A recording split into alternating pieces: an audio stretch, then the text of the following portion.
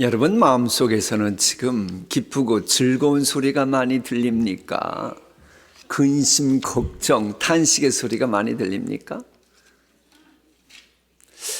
여러분 가정에서 나는 소리가 기쁘고 즐거운 웃음소리가 많습니까? 아니면 그렇지 못한 소리가 멀리 들리고 있습니까? 자, 오늘 본문의 말씀 한번 볼게요.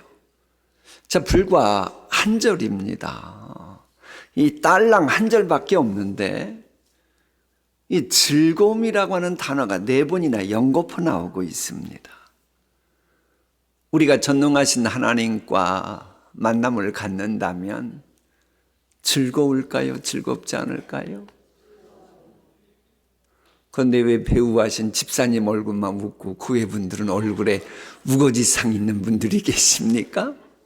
오늘 기도하신 권사님이야 찬양일동 잘하시니까 미소 졌다 쳐요.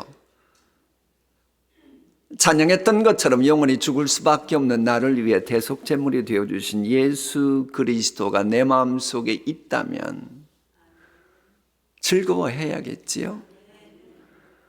하나님을 아바 아버지라고 부르고 예수님을 구세주로 고백하도록 감화감동하시는 성령님의 인도하심 따라 기도에 나왔다면 기뻐하셔도 됩니다. 교회 오기 전에는 무슨 일이 있어도 적어도 그 정도 믿음이 있어야 하나님께 나아가는 올바른 태도가 아닐까요? 자, 이 말씀을 보면 예루살렘 성 안에 있는 사람들이 크게 기뻐한 이유가 있어요.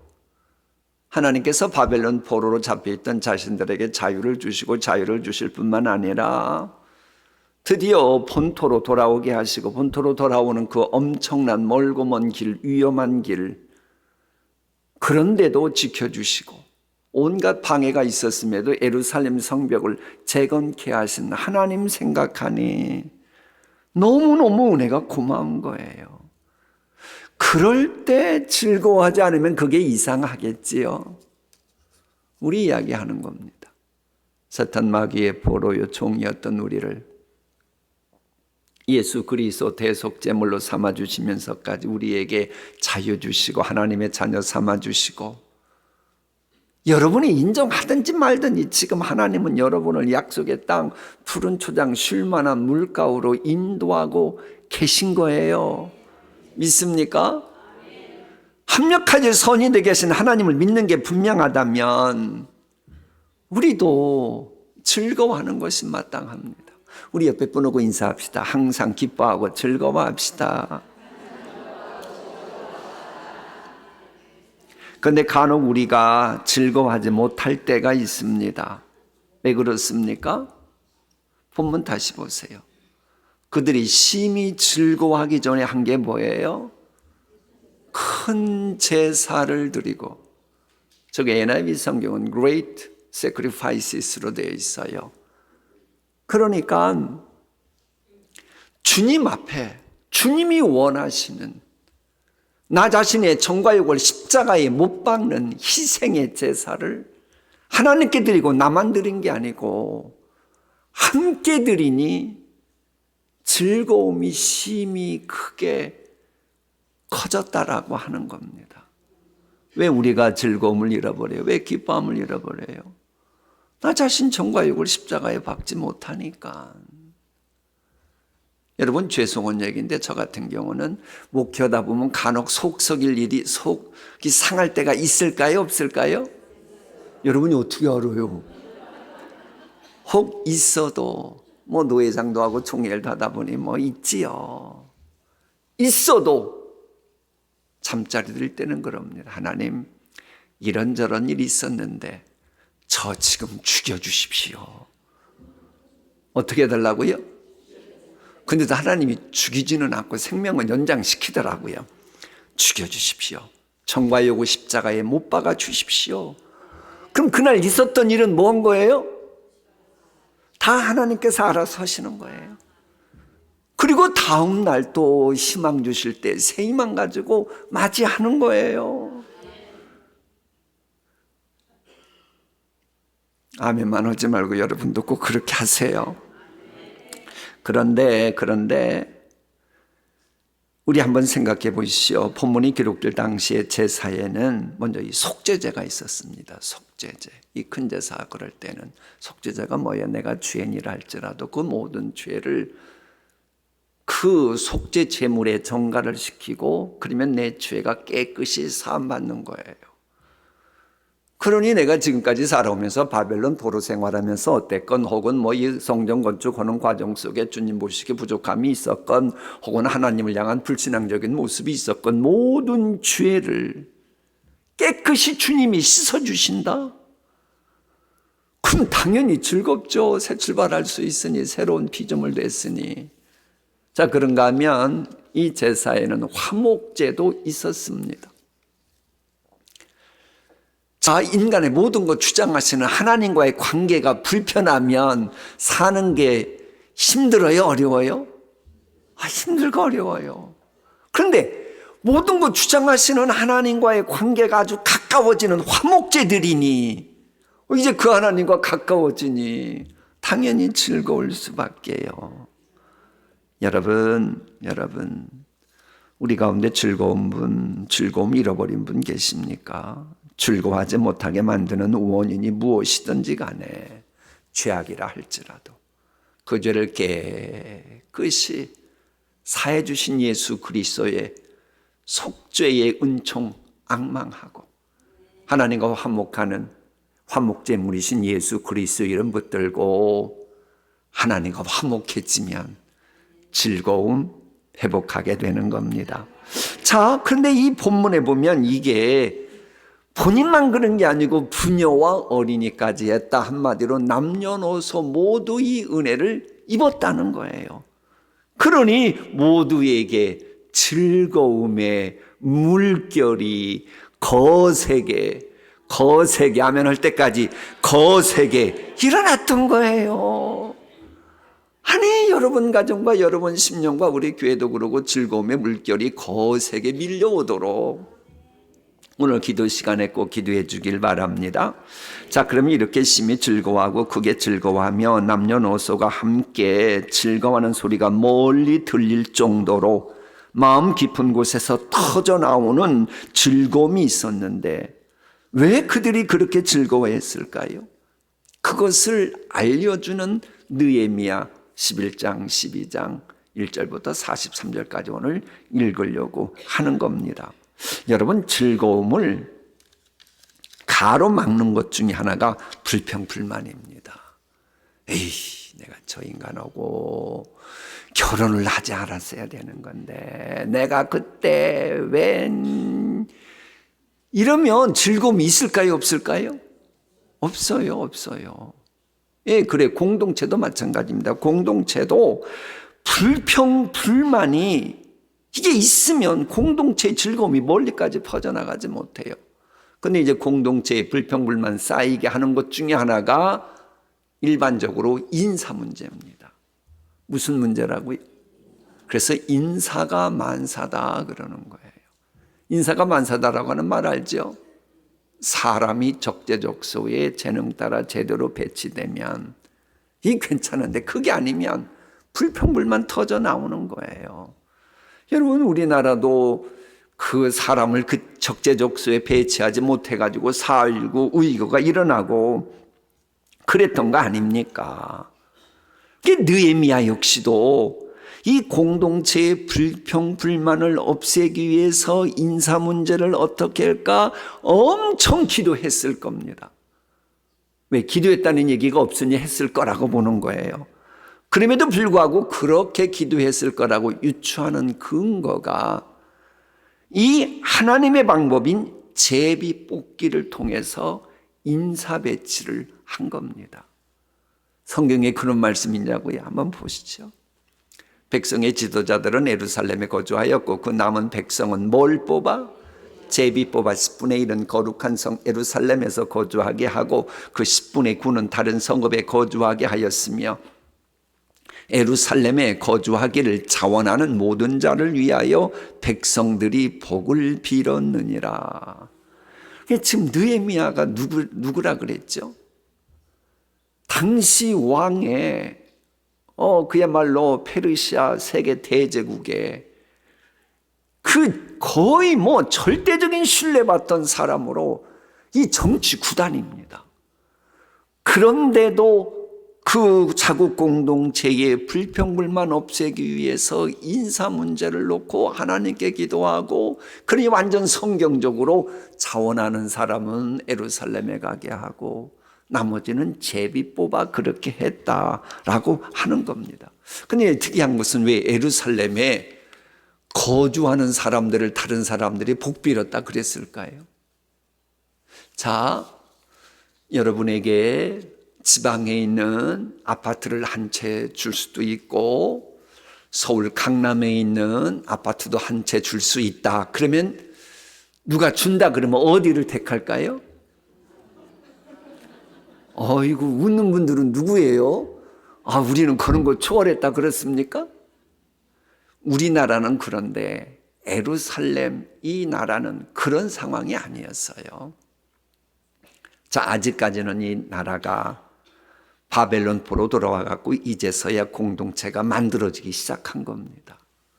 그러다 보니 주변에 있는 열강들이 호시탐탐한 거예요. 그러면 외국에서 공격할 때 수도를 집중 타켓 삼아요? 지방 초월락을 타켓 삼아요? 수도예요, 수도. 예루살렘이에요. 그러니까 예루살렘에 거주한다고 하는 얘기는 빨리 죽을 확률이 많고 위험 부담이 아주 많다는 겁니다. 그걸 감수하고서도 차원에서 내가 죽을 때 죽을지라도 내가 예루살렘에 거하면서 지난주 저지난주 했던 것처럼 내가 이 성을 지키겠습니다. 이 그런 거예요.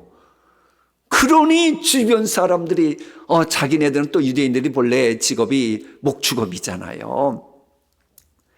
이 짐승 키우는 사람들이다 보니까는 고센 땅에서도 짐승 키웠듯이 이게 몸팬 사람들이 예루살렘보다는 자기들의 직업에도 좋으니까는 지방을 원했던 거예요. 그래서 제가 한 질문 다시 해요. 지방에 아파트 갖겠습니까? 서울 아파트 갖겠습니까? 그럼 어디 가지실래요? 서울, 특별히 동신교회 옆에 원합니다. 이러시면 되는 거예요. 알았죠? 이 본문의 상황은 그런 거예요. 그런 특수 상황이기 때문에 우리가 힘들어하는 그 위험보다 많고 저분들이 차원에서 예루살렘에 거주하니 속으로 존경이 갈 거 아니에요? 그래서 축복했다라고 하는 겁니다. 물론 그동안 느헤미야는 인구 재배치 계획을 진즉하고 있었습니다. 몇 장 앞인 7장으로 가볼까요? 성읍은 크고 넓으나 인구가 얼마 안 되고 제대로 지은 집도 얼마 없었다. 성읍은 크지만 인구는 얼마 안 되기에 인구 재배치 필요성이 있었다는 것을 진즉 알았습니다마는 이내 강행할 수 없는 게 이 영적인 센스가 있는 느헤미야였던 거예요. 인구 재배치해서 뭐 하겠다는 거냐. 하려다가 거센 반발 일어나면 오히려 아니함만 못하지. 그리고는 신앙 부흥 운동부터 먼저 했던 거예요. 그러니까는 느헤미야 7장에서는 인구 재배치 필요성을 알고 있었어요. 그러나 거센 반발 일어나면 오히려 역효과가 크니까는 계획은 갖고 있어서도 잠시 스톱하고 신앙 부흥 운동 먼저 일으키고 하나님의 뜻을 온전히 이해한 다음에 인구 재배치 작업에 들어간 겁니다. 얼마나 지혜로워요. 여러분 아이디어 있다고 무조건 막 요시 하고 밀어붙이는 거, 하나님이 주신 아이디어도 그럼 된다 안 된다? 하나님께 기도부터 해봐야 돼요. 일단 내 영혼이 잘 돼야 그 다음에 하는 일도 안전해지니까. 어쨌든 자, 인구 재배치 명단이 이제 연이어 나와요. 그런데 자원하는 사람들 빼고는 대부분 제비뽑기였어요. 제비뽑기는 강한 자 사이를 해결케 하는 하나님의 방법이라고 솔로몬도 잠언서에서 말해요. 근데 이제 제비뽑기가 하나님의 방법인 것만큼 인구 재배치도 그렸는데 그게 하나님 방법이다 보니 제비 뽑는 그것도 하나님이 기가 막히게 개입하십니다. 자, 성경 볼까요? 예루살렘에 이제 거주하는 사람 이야기하는 겁니다. 유다 자손 중에는 베레스 자손 아다얀이 다 일당백의 용사였느니라. 위험한 예루살렘 성에 거주하는 자원하는 사람들도 있고 그 마음은 없었어도 제비뽑기한 사람 일부가 예루살렘에 갔는데 그 사람들은 누구냐? 일당백하는 용사로서 예루살렘 성을 지키기에 기막히게 딱 맞았다라고 하는 겁니다. 여러분, 하나님은 이런 분입니다. 그래, 여러분이 성경대로 살면 하나님도 성경대로 여러분 편들어 주시고 여러분 보호해 주시고 지켜주실 줄 믿습니다. 근데 이제 느헤미야 11장에는 성읍들이 나와요. 성읍들이. 근데 그 성읍들 이름이 우리가 전에 했던 여호수아에 나오는 그 성읍하고 거의 같아요. 이거 왜 그랬을까요? 이 느헤미야가 보통 인물이 아니에요. 요즘 같으면 이건 뭐 불세출의 영웅 같은 사람입니다. 여호수아 때에 그 땅을 다시 회복하고 싶은 비전이 있었던 거예요. 그래서 그대로 한 거예요. 그런데 그때 당시 성경이 있었을까요? 없었을까요? 인쇄된 게 없었죠. 그때는 종이도 없었으니까. 그렇다면 두루마리인 성경을 느헤미야가 그 바쁜 와중에도 계속 읽었던 거예요. 읽다가 여호수아 15장에 나오는 성읍들 이름을 보고 그 비전을 가지고 그대로 실천한 겁니다. 그러니까 이 바쁜 중에도 하나님의 말씀을 가까이 했던 이 느헤미야 얼마나 멋있어요. 그 완전 회복을 꿈꾸는 믿음은 말씀으로 말미암는데 말씀을 가까이 하니 그런 복이 임했던 겁니다. 그래, 여러분도 하나님의 말씀 우리가 집중적으로 수요일은 꼭 성경 필히 2장 이상씩 읽는데 이게 우리에게 진짜 필요합니다. 이렇게 말씀을 경청하다 보면 어느 때가 되면 정말로 하나님이 내게 주신 그 소원 약속을 위해서 노력하고 애를 쓰는 와중에 하나님의 마음이 움직이시면 그 성경 말씀을 통해서 인도하시고 책임지시는 거예요. 그런 경험해야 신바람 나는 신앙생활 하시는 게입니다. 자, 다음 느헤미야 12장은 예루살렘 성벽 재건 봉헌식 내용입니다. 근데 이 봉헌식 나누는데 성벽 규모가 어떻더라, 성벽 높이는 얼마였더라 이런 얘기가 하나도 안 나와요. 그저 하나님이 어떻게 역사하셨는지에만 초점이 모아집니다. 그래 이제 그 성벽 돌기도 나오거든요. 이 성벽 돌기 나올 때에 느헤미야 이름은 안 나옵니다만 네가라고 할 때 네가가 바로 느헤미야입니다. 그런데 이제 느헤미야 같은 경우는 성벽 돌기 할 때에 찬양대의 절반하고 백성 절반과 함께 시계 방향으로 이렇게 돌고 또 제사장 에스라는 이름이 나와요. 또 다른 찬양대 절반과 백성 절반을 이끌고 시계 반대 방향으로 이 성벽을 돕니다. 이제 한쪽은 시계 방향, 한쪽은 시계 반대 방향 이렇게 도는 거예요. 그럼 이들이 무슨 생각했을까요? 야, 우리가 이 성벽 지키지 못하고 회파돼요. 짐승처럼 포로로 바벨론 끌려갔지. 그곳에서 인권 유린당하고 숨소리 한번 제대로 내지도 못하고 그렇게 살았었지. 근데 그런 우리가 그 바벨론에서 이곳까지 그 멀고 먼 길 항시 무슨 일이 닥칠지 늘 불안했었는데 무사히 도착했지.